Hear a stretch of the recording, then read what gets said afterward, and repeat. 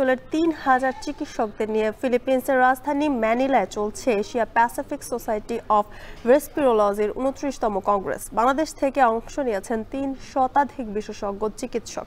সেখান থেকে বিস্তারিত জানাতে যুক্ত আছেন মুজাহিদ শুভ।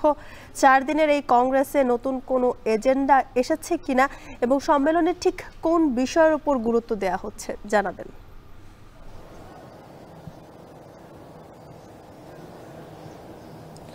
যুথিকা, ঠিক 18 থেকে 20 বছর ধরে বাংলাদেশি বিশেষজ্ঞ চিকিৎসকরা এই কনফারেন্সে যোগ দিয়ে থাকেন। বক্ষব্যাধি বিশেষজ্ঞ মূলত যারা, কিন্তু এবছর সর্বোচ্চ যোগ দিয়েছেন স্বাগতিক দেশের বাইরে। বলা যায় যে সবচেয়ে বেশি বাংলাদেশ থেকে আসলে অংশ নিয়েছে। তো যেটি বলা হচ্ছিল যে এই যে কনফারেন্স প্রতি বছর হচ্ছে, চিকিৎসকরা বারবার বিভিন্ন দেশে যাচ্ছেন, আসলে নতুনত্ব কি এবারের কনফারেন্স ম্যানিলায় যেটি হচ্ছে, এখানে নতুন কোন কোন বিষয়ে আলোচনা হচ্ছে সেটি নিয়ে আমাদের জানিয়েছেন বাংলাদেশ লাং ফাউন্ডেশনের ট্রেজারার অধ্যাপক ডাক্তার শাকুর খান। এপিএসআর তো একটা বড় প্ল্যাটফর্ম এই অঞ্চলের জন্য, রেসপিরেটরি ফিজিশিয়ানদের জন্য। প্রতি বছরই কিছু চমক থাকে। তো এবারের নতুনত্ব হলো গতানুগতিক যে জিনিসগুলো থাকে, বিজ্ঞানী পেপার, সায়েন্টিফিক পেপার প্রেজেন্টেশন হয়, পোস্টার প্রেজেন্টেশন হয়, ওয়ার্কশপ হয়, পলিসি মিটিং হয়, সবগুলোই ঠিক আছে। তবে এবার কতগুলো জিনিস আমরা খুব মলিকুলার লেভেলে দেখলাম।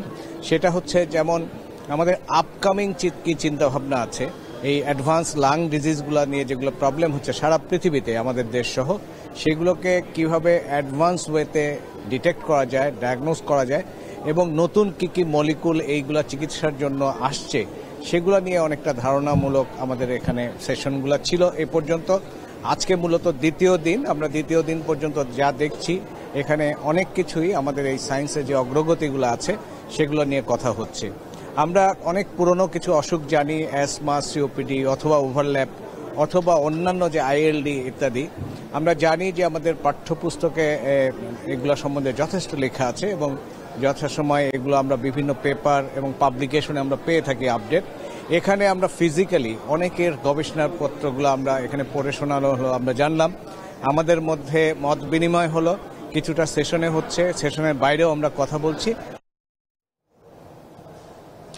যেমনটি শুনছিলেন যে নতুন নতুন যে রোগ যেমন আসছে বক্ষব্যাধির, সেই একই সাথে কিন্তু সেই ধরনের অ্যাডভান্স ট্রিটমেন্টও কিন্তু আসলে আসছে। আপনি জেনে থাকবেন যে এখানে শুধুমাত্র যে চিকিৎসকরাই এসছেন ব্যাপারটা কিন্তু এমন নয়। চিকিৎসকদের সাথে কিন্তু বাংলাদেশের প্রথম সারির যে ফার্মাসিউটিক্যাল ইন্ডাস্ট্রির যারা, তারা কিন্তু এখানে এসছেন।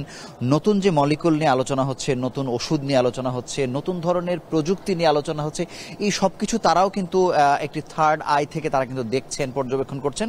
এবং চিকিৎসকরা যখন বলে দিবেন যে আসলে এটি বাংলাদেশে প্রয়োজন, এই ওষুধ প্রয়োজন বা হচ্ছে এই ধরনের প্রযুক্তি বাংলাদেশে নিয়ে যাওয়া প্রয়োজন, সেটি কিন্তু তারা আসলে খুব দ্রুততম সময়ের মধ্যে নিয়ে যাওয়ার চেষ্টা করেন। এবং শুধু তাই নয়, এখানে যারা যে চিকিৎসকরা আসতে পারেন নাই, তাদেরকে এই তথ্যগুলো কিন্তু পৌঁছে দেওয়ার দায়িত্ব আসলে নিয়ে থাকে বাংলাদেশ লাং ফাউন্ডেশন। তারা চায় যে তৃণমূল পর্যন্ত রোগীরা যারা ছড়িয়ে আছেন তারাও যেন সেবা পায়, এবং একই সঙ্গে যারা চিকিৎসক আছেন, সে যেই বিষয়েরই হোক না কেন, যারা বক্ষ ব্যাধির চিকিৎসা যারা দিয়ে থাকেন, তারা যেন এই তথ্য একই সময়ে পান এবং বাংলাদেশের সমস্ত রোগীরা যেন সর্বাধুনিক ট্রিটমেন্ট ঘরে বসেই পেয়ে যান। এই ছিল এখানকার সবশেষ খবর। যুথিকা,